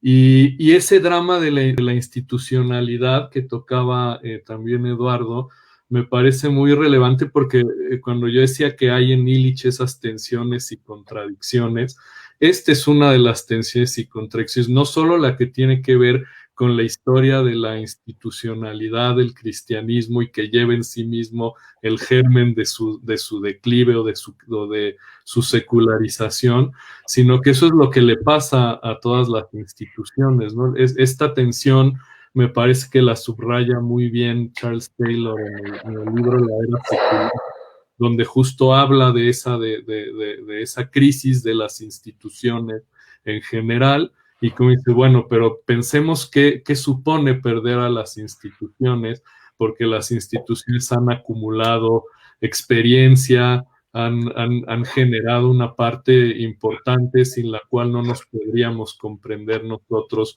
como seres humanos, ¿no? Entonces, me parece que hay una dialéctica interesante, ¿no? Es decir, sí, querríamos prescindir de la institución, pero como tú apuntabas muy bien, necesitamos la institución, pero también hay un drama de la institución, por eso yo procuré decir lo que resulta preocupante son los excesos de la institucionalidad, porque eso es lo que genera estas paradojas y estas incomodidades que hay actualmente frente a lo institucional. Tú ponías de ejemplo, Eduardo, lo de la hospitalidad. Bueno, ahí tenemos, creo, un ejemplo claro, ¿no? Puesto que quién tiene acceso a la hospitalidad en la llamada industria de la hospitalidad, que ahí también Illich se hubiera vuelto loco, ¿no? Eso que hoy llamamos la industria de la hospitalidad, que significa que significa te voy a tratar bien en la medida en que puedas pagar, ¿no? Te voy a tratar bien en la medida en que pagues la primera clase del vuelo, en la medida en que pidas habitación con vista al mar, ¿no? Y me parece que eso es que ese es el tipo de excesos de la institucionalidad que critica Illich, es decir, que en el acceso a la institución, a la hospitalidad, perdón, hay una forma de categorización del prójimo en función de qué es lo que puede pagar, qué es lo que no puede pagar. Lo mismo pasaría ahora con este fenómeno de la tecnología, ¿no? ¿Quién tiene acceso a la tecnología? ¿Quién no tiene acceso a la tecnología?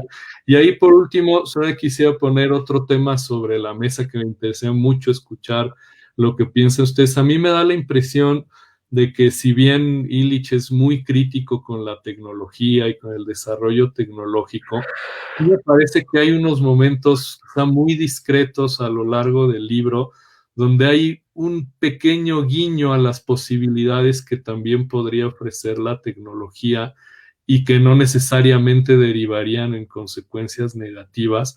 Me parece siempre y cuando tengamos conciencia de que esto es una herramienta, ¿no? Quizá en estos momentos, como decía Humberto, ya no es una herramienta, ¿no? Es nuestro modo de supervivencia, es nuestro modo de conversar con otros, dependemos absolutamente de esto, ¿no? Pero a mí me parece que él veía esa tecnología naciente, como lo apuntaba Humberto, pero que quizá si hubiera vivido un poco más, yo no estoy seguro de que se hubiera molestado tanto. Me parece que se hubiera molestado con el uso que le damos y a a los excesos a los que hemos llegado. Pero me parece que por otro lado hubiera encontrado, por ejemplo, una forma de crear comunidad como lo estamos haciendo ahora. No es decir, no lo sé, no lo sé si piensan que en algún momento pues sí pudo haber visto el desarrollo tecnológico pues con unos ojos ligeramente distintos, pero no lo sé, es una sugerencia atrevida y que quizá puede disgustar mucho a los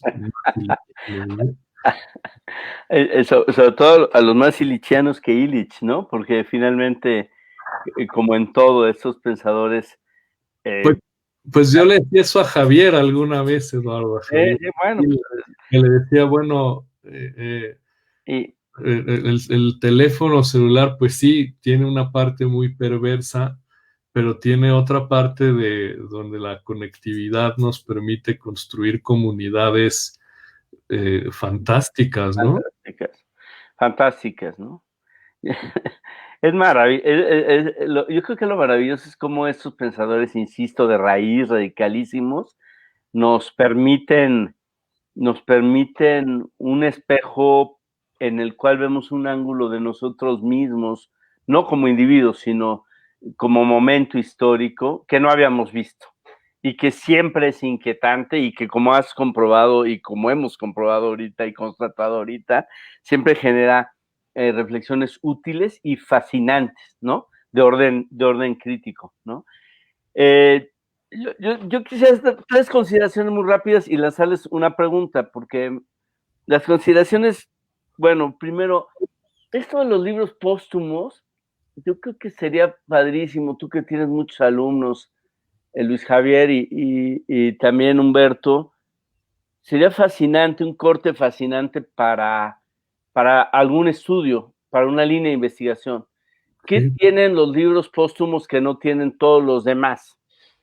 Jean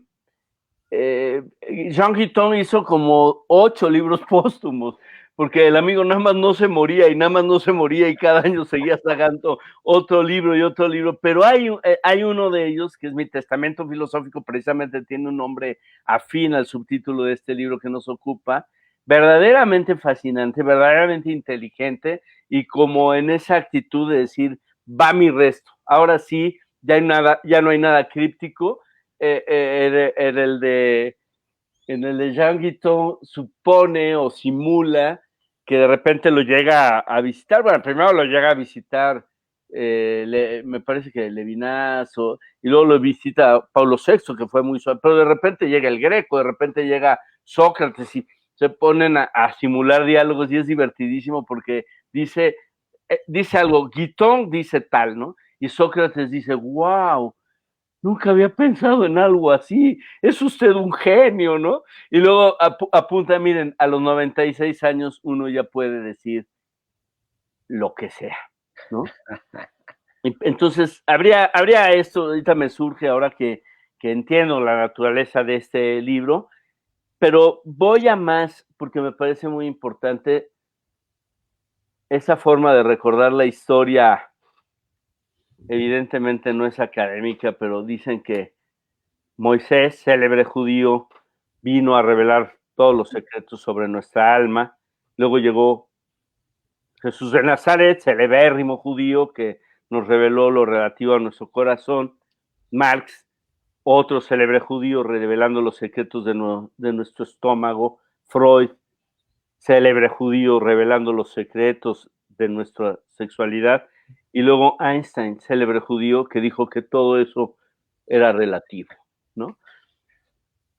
¿Qué quiero decir con esta historia que me parece divertida? Simplemente, es cierto, ustedes tocaron esa diferencia entre laicidad y laicismo, y en la hipótesis metodológica que nos regala Adolphe Guéchet, este gran teólogo belga, Dios para pensar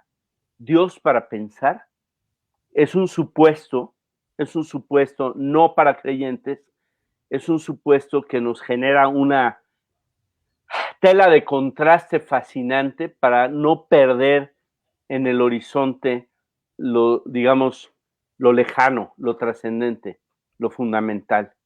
Yo estando en un examen en la Universidad de Valencia, en donde uno de los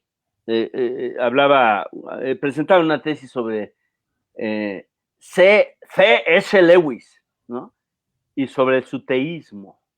Y estaba ahí Domingo García Marzá y se molestó y dijo, y además allá, cuando es casi un pleonasmo decir que un español se molesta, ¿no? Porque viven así como son ellos, ¿no? Y se enoja y avienta una cosa y dice, es que yo no sé por qué seguimos hablando de estas cosas. Y también con el revuelo de un café o de un bar madrileño, en este caso valenciano, se levanta de la cortina y dice, pues seguimos hablando de estas cosas, porque de no hablar de estas cosas perderíamos perspectiva y horizonte vital. Entonces, este Dios para pensar, que no es catequético, esta teología como la entiendes tú, Luis Javier, tendría que estar presente en nuestra comprensión de la historia, porque de otra manera nos perderíamos de una clave y eventualmente nos perderíamos del propio hilo histórico. Y esto es una aportación poderosa, desprejuiciada, libérrima de Iván Illich, que no sé qué me diría, pero aquí me atrevo a hacer una confesión que me hiciera de la cortina. Yo nunca me sentí discriminada por ser mujer, por ser valenciana, por ser española, jamás en el ámbito académico, pero sí por ser creyente. Y es un reto en el mundo el mundo académico, en el mundo secularizado, como decimos. Bueno, ahí dejo mi primer comentario. El segundo, yo creo que es muy importante este punto, este momento histórico en donde puedo llamar amigo a cualquiera, en donde puedo, el límite de mi solidaridad y de mi cuidado ya no es mi propia comunidad, y que atiende a dos cosas, no solo históricas, a una, yo diría, de orden psicológico. Lawrence Kohlberg habla de el mayor nivel digamos, de sensibilidad a lo moral en su psicología del desarrollo moral, es cuando finalmente todos caben. Pero también tiene un supuesto filosófico fascinante, que es el de, no sé si le vamos a llamar condición humana, naturaleza humana o qué diablos, pero es el descubrimiento no solo, como dice Serrat, de lo distinto que estimula, sino de lo común que reconforta en todo ser humano, que es problemático filosóficamente, pero que me parece que va aparejado de lo que estamos discutiendo. Mi pregunta, mi inquietud, y no quiero desaprovecharlos a ustedes como dos pensadores, que yo respeto y de los cuales aprendo profundamente, ya han hablado de esto de alguna forma, pero quiero ser más explícito, es qué tanto se puede desprender de su, digamos, de su contexto inicial Iván Illich. De sus contradicciones pues se habla, porque él era tan osado y tan claro en sus críticas que hablaba incluso, entiendo, de una velocidad máxima en donde no se perdía el sentido como del trayecto. Entiendo que eran 30 kilómetros por hora, ¿no? Algo así, ya 35 ya era, ¿no? Y sin embargo viajaba en avión, no iba en barco a Europa, porque iba y venía. Es decir, ahí están esas cosas que son fascinantes. Pero ¿qué tanto puede ir más allá, digamos, del momento? Más allá, iba a decir, como dicen unos amigos, fuimos víctimas del hipismo de nuestros padres, ¿no? ¿Qué tanto ese diálogo con la modernidad puede ir a algo más, como tú dijiste al final, querido Luis Javier, a algo más que una lapidaria radical crítica? Y allí me da mucha curiosidad el diálogo con Charles Taylor, porque yo creo, hasta donde lo entiendo, que este pensador canadiense, que no sé qué fue primero, si político o filósofo, o las dos, o filósofo, luego político, luego más filósofo, pero lo que quiero decir es que tenía un enorme sentido de lo práctico, y en ese sentido Taylor es un pensador interesante por lo que piensa, interesante por su biografía, ¿no? Entiendo que contendió para primer ministro, ¿no? De Canadá, es decir, el amigo no era un político marginal, pues.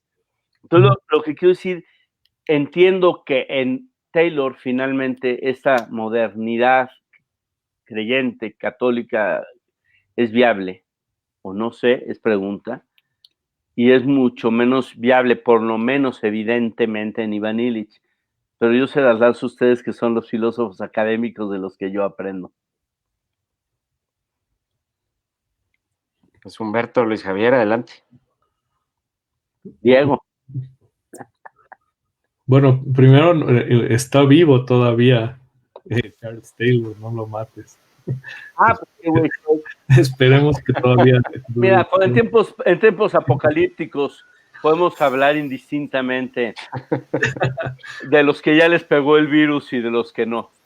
No, yo solo esto muy brevemente para escuchar también a Humberto.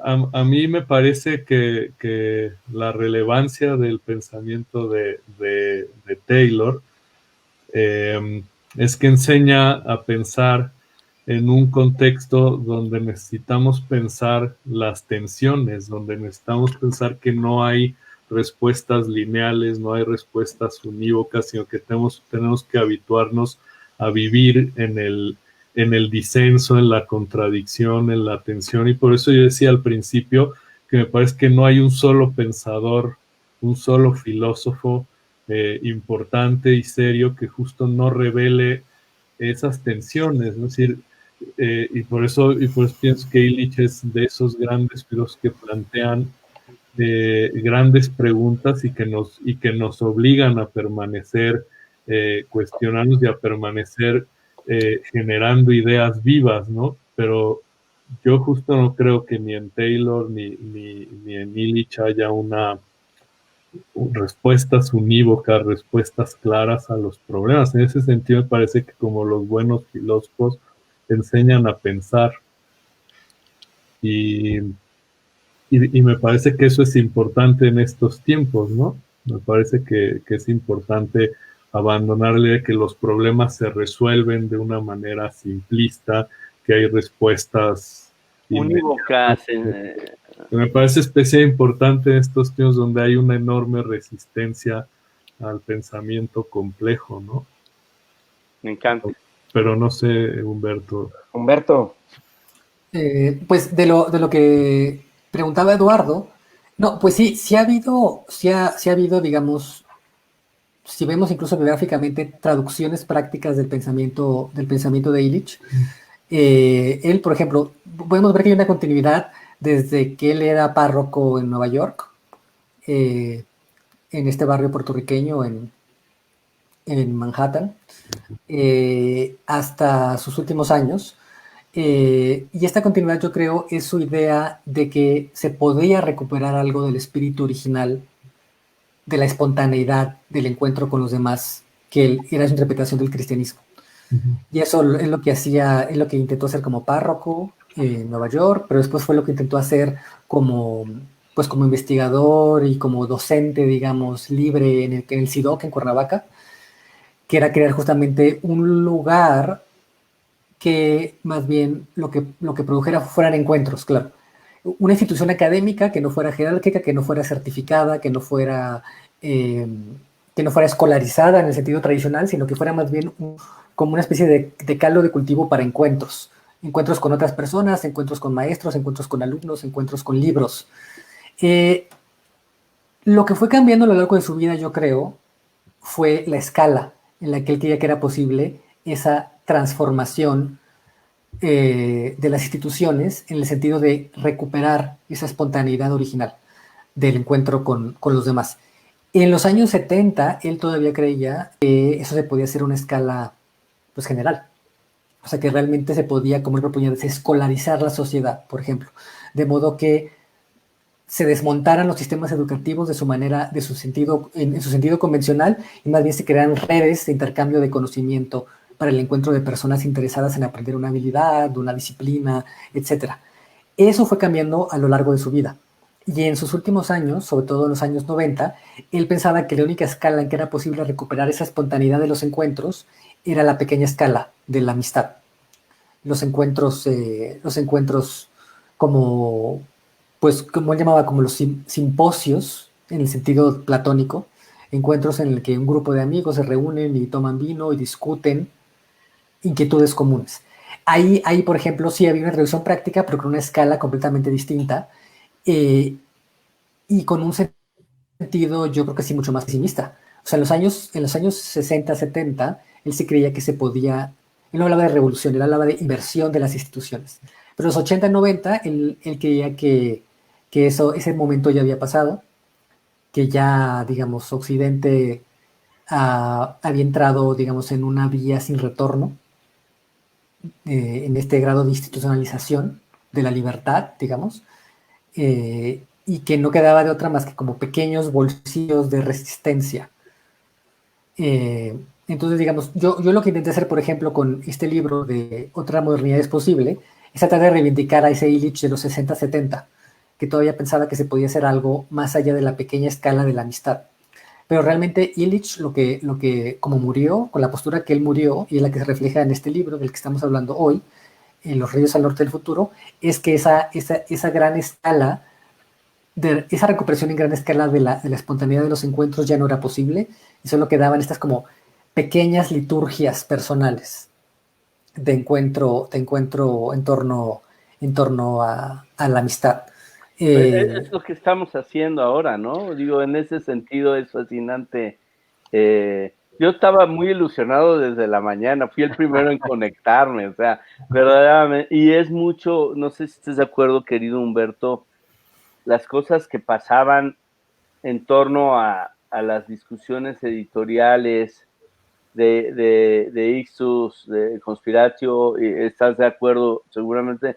O sea, largas conversaciones fascinantes, carcajadas, chistes, y de repente, pues ahí surgía esperanza también, ¿no? Sí, claro, yo creo que, digamos, esa tradición, digamos, ese como núcleo de resistencia que fue Ixtus y después Conspiratio, bajo sobre todo la animación de Javier Sicilia, era una encarnación de esa idea illichana. Oye, y el CIDOC, perdona más rapidísimo, personajazos, ¿no? El otro día leyendo algún diario de Thomas Merton, narra, es que me invita a Iván Illich a Cuernavaca a pasar y no sé qué hacer con eso, quién sabe qué. Es decir, se congrega, no sé qué fue, si fue el clima, si fue quiénes, ¿no? Pero una mezcla en la cual en un momento dado Le Mercier, Eric Fromm, Maritain. Méndez Arce, Maritain también no sabía. Con Maritain, Illich, Jean Robert, es decir, se ponían buenos los cafecitos ahí, ¿no? Sí, es como es un capítulo realmente no contado de la historia intelectual mexicana y latinoamericana. Eso que pasó ahí en Cuernavaca en los años 60 y 70 en torno a Iván Illich, fue como una especie de foco internacional de pensamiento crítico original, que por alguna razón, no sé, como que se ha olvidado. O sea, como la ¿Algún magnitud. profesor del Colmex, egresado de Princeton, joven, podría trabajar ese tema, ¿no? No sé quién. Oye, Humberto, pues ¿no está ahí en el Colmex justo la biblioteca del CIDOC? Me parece que sí, o una parte. Una parte, ¿no? Hay documentos que yo he visto, hay muchos libros, pero sí hay algo, pero no todo. Pero sí, bueno, un poco lo que yo intenté hacer con este libro de La otra modernidad es posible, es por lo menos identificarlo, ¿no? Pero sí falta el trabajo más preciso pues de ver toda la gente, todas las personalidades intelectuales que estuvieron ahí, las discusiones que hubo. Láncese, maestro, láncese. Y las líneas de investigación que se dispararon hacia muchos lados, que todavía siguen en unos autores que uno ni siquiera se imagina, pero que pasaron por el CIDOC, que tuvieron unas discusiones con Iván Illich y que siguen pensando, continuando lo que nació ahí en los años 70. ¿Qué haremos, Diego y Luis Javier, para empujar a Humberto a esa alberca? Pues yo lo convenzo. Oigan, déjenme leer algunas preguntas. Déjame más rápido para evitar una impresión que hoy dije Maritain, no me refería a Cuernavaca, sino a la relación que tenían previamente en los años de Illich en Nueva York, y que luego lo fue a suplir ahí a Princeton y todo. Pero no sé si yo creo que en Cuernavaca ya no. De hecho, no sé si Maritain ya había muerto para entonces, pero al menos en la etapa de Nueva York sí había una relación cercana. Sí. Qué interesante. Qué interesante. Oigan, déjenme leer algunas preguntas que además creo que van a ayudar a que profundicemos en esto. Primero, Elajas Peace dice lo siguiente: gracias por esta interesantísima conversación puntual. Me interesa mucho lo de la Escuela de Cuernavaca. Participo en la Unitierra, Oaxaca, con Gustavo Esteva, y ando armando un curso. Y nos deja el link, entonces ahí si a alguien le interesa el tema de la Universidad de la Tierra, puede revisar el link. Claudio de Heredia dice: estoy leyendo el libro que mencionaste, Luis Javier, de Meltzer, Philosophy Between the Lines. ¿Podrías ampliar un poco más el tema de la filosofía oculta, esotérica, que Iván Illich nos trata de decir? Yo querría retomar esta pregunta a propósito de esta inquietud que también manifestaba Eduardo, de cómo pues el tema del pensamiento sobre Dios, o hay ciertos temas que están como proscritos de cierta institucionalidad académica, pero que son cosas que siempre han pasado en la historia de la filosofía. A mí esto me recuerda también ya desde el viejo Platón, ¿no? La Carta Séptima, donde habla de estas doctrinas que son imposibles de escribir, porque responden mucho más a la vida y a lo que acontece allí en el ámbito convivencial de la academia de Platón. Entonces, no sé si pudiéramos simplemente reflexionar un poco sobre esto, porque efectivamente parece que Los ríos al norte del futuro, e incluso otros libros que editó David Cayley, hacen referencia un poco a estas líneas subterráneas que están como siempre motivando el resto del pensamiento. No sé, Humberto, pues también tú mencionas algo al respecto. Yo solo lo que preguntaba Claudio del libro de Meltzer, pues Meltzer lo que hace es una recopilación muy interesante de distintos filósofos que parecen sugerir que efectivamente ellos están escribiendo entre líneas, ¿no? Yo, como decía, siempre ese tipo de tesis me parece intrigante, me parece un reto intelectual, me parece principalmente un reto, el otro día lo comentaba con Humberto en una conversación más personal, me parece un reto metodológico al momento de hacer filosofía, y me parece que Illich tiene mucho de eso, ¿no? Es decir, ahora planteábamos el tema de la continuidad, pero siempre en cualquier filósofo está esta pregunta de ¿cómo lo vamos a leer? Puesto que, como acabamos de ver, admite muchas interpretaciones, siempre está presente esa posibilidad de que haya algo entre líneas, ¿no? En el caso de Illich, lo que yo sugería es que la presencia de esto teológico que Humberto aclaró muy bien, pues está presente en los textos críticos, ¿no? Y que yo creo que mucha gente que se acerca a Iván Illich y que no conoce su vinculación con la iglesia ni con el cristianismo, a veces puede no darse cuenta, ese es el punto, ¿no? Que puede ser leído como si estuviera haciendo teoría crítica, como lo hace cualquier autor de la escuela de Frankfurt, y precisamente si uno no lo lee con esta perspectiva teológica, parecería incluso innecesario leerlo para, pues por ejemplo, quizá el texto más conocido, más popular es el de la desescolarización, y yo no sé si a la fecha se estudian las escuelas de pedagogía. Espero que sí, porque es un reto interesante y un reto importante, pero puede que el estudiante ni siquiera se entere de que está en el fondo leyendo un planteamiento muy probablemente teológico, ¿no? Y en este caso a eso me refería con la posibilidad de que haya algo entre líneas, como dice Meltzer, que no todo lector podría reconocer, ¿no? Humberto. Bueno, primero acerca de la filosofía, ¿cómo era la pregunta? Sobre la filosofía oculta, si hay una filosofía oculta, no. Bueno, la interpretación que dice que la hay en los libros de Illich de los 70 es la que dice, como ya también algo mencionó Luis Javier, que cuando él estaba hablando, por ejemplo, de la escuela o de los hospitales o de los transportes, etcétera, estaba hablando más bien de la iglesia. Entonces, que donde dice escuela, hay que poner iglesia. Y donde dice educación, hay que poner salvación o gracia, etcétera, etcétera. Y que entonces todos esos libros de Illich son libros de teología negativa. O sea, que justamente estaba hablando de manera negativa o oculta de temas teológicos.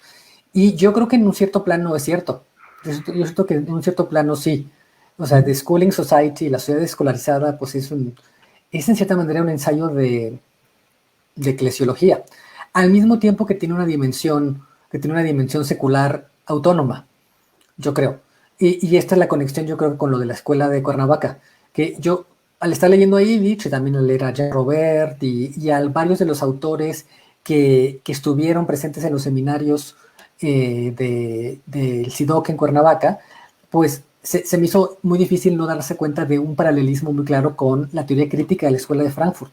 Claro. Y que lo que estaba haciendo Illich y lo que hacía Jean Robert y otros autores de ese círculo era una teoría crítica de la modernidad, solo que en un sentido distinto, con algunas conclusiones diferentes o premisas diferentes a la teoría crítica de la escuela de Frankfurt, pero paralela a la escuela de Frankfurt.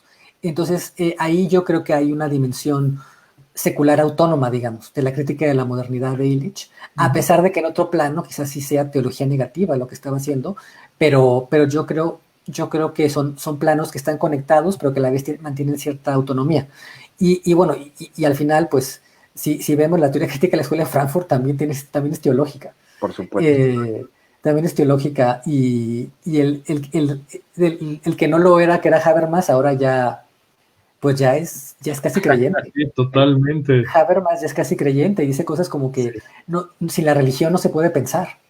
Dice cosas así Habermas. Entonces, eso son cosas que son difíciles de decir en la tradición laica mexicana, porque el Estado fue creado en contra de la Iglesia como institución secular. Entonces eso prohibió decir ciertas cosas, quizás con razón, con una justificación histórica, porque que pudieran ser aprovechadas en términos políticos por la Iglesia como competidora del Estado, pero cercenó inevitablemente la discusión intelectual. Oigan, antes de continuar, yo querría preguntarles si tienen 10 minutitos más, porque hay dos preguntas que creo que contribuyen a poner sobre la mesa uno de los temas de los que también han hablado. Una es de Hernando Calla. Dice, ¿cómo ven alguna crítica muy actual, por ejemplo, el impacto de Trump a ciertas tendencias políticas, por ejemplo los populismos, que parecen amenazar la democracia moderna precisamente por su impacto desinstitucionalizador o de socavamiento de las instituciones modernas, por ejemplo las republicanas. ¿Se puede simplemente ignorarla desde la perspectiva del pensamiento de Illich como una reacción reaccionaria, fútil a la tendencia entrópica decadente de la sociedad occidental u occidentalizada en crisis terminal, te parece? Y abajo, Óscar Juárez nos comenta que dejó la carrera de física por leer a Said y a Illich, y ahora no solo regresó a física, sino a economía. Recuerda que en Historia Mínima del Neoliberalismo, Fernando Escalante comenta que Illich puede usarse para apoyar el individualismo. ¿Por qué esa interpretación de Escalante? Me parece que estas dos preguntas ayudan a poner a Illich en la actualidad. Un poco lo que preguntaba Eduardo, ¿no? Más allá de romanticismos, ¿qué tanto podemos llevar a Illich a la práctica? ¿Y qué tanto Illich sirve para entender justo estas grandes tendencias pues, contemporáneas que están buscando replantear la democracia, replantear el Estado, replantear la institucionalización? Y si ciertos personajes contemporáneos entran allí, como Donald Trump, por ejemplo. Adelante, Eduardo. Se me ocurre solo una imagen geográfica, como que a la Tierra o la parte, digamos, cálida del planeta, estuviera la vida democrática, institucional, y personajes como Illich lo cuestionaran más bien desde una especie de anarquismo, es una palabra que no hemos dicho. Es decir, y ese anarquismo, en el mejor sentido de la palabra, nunca es individualista, siempre está en pos de compañeros de mesa para poder conversar las cosas. Y en ese sentido, en el otro polo, destruyendo la misma institucionalidad, pero para el otro lado, estaría el efecto no solo de los mentirosos, sino de los charlatanes, que al no tener ninguna referencia, a diferencia del mentiroso, que tiene una referencia a la verdad, a la mentira, a lo que va, a lo que no va, a la argumentación, no tiene ninguna noción ni ningún respeto por la verdad o la mentira, sino solamente por el efecto que genera en sus audiencias, y en ese sentido no solo es individualista, sino que es individualizante. O sea, termina perdiéndonos, digamos, en la soledad. Entonces, en ese sentido me parece que aunque es una provocadora analogía, es muy distinto caminar hacia un anarquismo comunitario necesitado de análisis y de diálogo, que hacia la posverdad y el reviente de toda capacidad argumentativa y constructiva como la que han demostrado Luis Javier, Humberto, Diego el día de hoy aquí. Humberto, Luis Javier, ¿quieren comentar algo al respecto? Humberto. Bueno, sí, no, son desinstitucionalizaciones en sentidos completamente distintos, digamos. Lo que representaría Trump o el populismo y lo que pensaba Illich. De hecho, una buena parte del pensamiento de Illich de los 70 está basado en una interpretación de las posibilidades de transformación implícitas en las instituciones republicanas norteamericanas. Por ejemplo, él pensaba que la Suprema Corte podía intervenir en el establecimiento de límites al consumo o la producción de ciertas mercancías o servicios, ciertos umbrales industriales. Entonces, eso es sobre el Illich de los 70.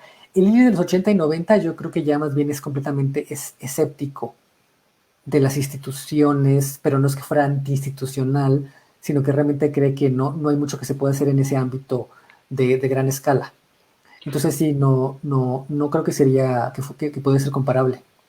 Oye, Humberto, una pregunta rápida. Este viraje de los 60-70 a los 80-90 en el pensamiento de Illich, ¿qué raíz tiene? ¿Acontecimientos históricos? ¿Caída del muro? ¿Cosas así? ¿O un avance intelectual y una profundización teórica en su propio programa de investigación? Pues yo creo que tiene que ver con con varias cosas. En un ámbito internacional global más grande, tiene que ver con el giro conservador de los años 80, ¿no? Con el neoliberalismo, con Reagan, con Thatcher, justamente con el fin de este espíritu utópico de transformación de los 60 y 70. Entonces, Illich ya se dio cuenta de que los vientos históricos ya no favorecían los cambios radicales. Y entonces él sentía que ya el momento en que pudo haber pasado lo que él proponía ya terminó, ¿no? Fue solo un umbral de efervescencia en los años 60-70 que él se dio cuenta que ya había pasado. Y una especie también como de decepción de que mucho de lo que él criticaba pues no solo había pasado el momento de que cambiara de rumbo, sino que se había exacerbado. Se había puesto peor las tendencias que él identificaba en la educación, en la salud, etc. Entonces yo creo que ahí él como que perdió la esperanza de ese cambio institucional a gran escala. Y también eso coincidió con su giro más histórico, digamos eso ya en términos más personales, cuando él empezó a preocuparse, como quiso empezar a dejar atrás lo que él llamaba su etapa activista, y lo que quiso es encontrar o documentar cómo se habían creado lo que él llamaba los axiomas que permitían las cosas que él estaba denunciando. Por ejemplo, la idea de que la única manera de aprender es yendo a la escuela, es decir, recibiendo certificados jerárquicos de conocimiento. Que la única manera de sanar es con la medicina institucionalizada, etc. Entonces, ahí hubo un giro metodológico que coincidió también con un giro político que hizo que cambiara radicalmente su postura política, al punto de que yo creo que ya en los 80, 90, sobre todo 90, era más bien un pensador apolítico, en cierto sentido. Y luego sobre lo que pregunta sobre la interpretación esta de Illich, que si puede apoyar al individualismo. Sí, la interpretación que hace Escalante en la historia mínima del neoliberalismo es una interpretación relativamente común, que sitúa a Illich como un pensador libertario en el sentido norteamericano, o sea, como una especie de hipercapitalista. Es una lectura que no solo hace Escalante, sino que yo la he visto en varias partes, y creo que entiendo que hay gente que lo pueda leer de esa manera, porque hay cierto momento de la argumentación de Illich que puede sonar muy bien a los oídos de un libertario. Esta crítica del Estado, esta idea de que el Estado no me puede decir qué aprender, o el Estado no me puede obligar a usar cubrebocas, ese tipo de cosas. Hay un momento de la argumentación de Illich en los 70 que puede sonar muy bien a un libertario hayekiano o de von Mises, cosas así. Pero el sentido general de la crítica de Illich no tiene absolutamente nada que ver, porque el libertario lo que quiere es... las premisas del libertario son las premisas de un individualismo capitalista, que es justamente lo opuesto a la crítica illichiana. Lo que Illich propone más bien es una reivindicación de los ámbitos de comunidad, tanto frente al Estado como al mercado, o más frente al mercado que al Estado, de hecho. Entonces sí entiendo que hay gente que lo pueda leer como una especie de compañero de ruta del neoliberalismo o del libertarianismo, pero creo que es una lectura incompleta. Muy bien. No sé si sirva esta metáfora geométrica, ¿no? Pero acostumbrados a pensar todo en términos de izquierda-derecha, yo creo que estos pensadores nos invitan a pensar en términos de grande-chico. Sí. Sí, él, por ejemplo, Illich tiene este ensayo que se llama Las tres dimensiones de la elección pública, donde justo él dice que el eje izquierda-derecha es solo uno de tres ejes de la discusión política. Y justamente si el tercero tendría que ver con lo grande-chico, o con lo que Illich llama la intensividad o la intensidad del uso de tecnología, donde puede haber gente de izquierda, puede haber gente de derecha. Pero lo que yo creo que distingue radicalmente a Illich de los libertarios o de los neoliberales es que Illich no tiene una idea del mercado. Más bien es un crítico muy, muy profundo del mercado y del capitalismo. Entonces sí puede haber un momento de coincidencia en la crítica del Estado, pero si uno lee la propuesta global es radicalmente diferente. En esa medida podríamos, para recuperar el comentario de Luis Javier hace rato, señalar que Illich, más que ser un detractor de estas nuevas tecnologías, de estos nuevos espacios de convivencia como el que estamos viviendo ahora, sería un detractor del uso mercantilizado de esos espacios, porque el espacio en sí mismo ciertamente tiene algo de convivencial en el sentido illichiano, ¿no? Sí, no sé si podríamos ir por ahí. Y además ahí también en lo que, bueno, a ver, por un lado sí, también se me aparece aquí la cara de Javier, ¿no? Disputa.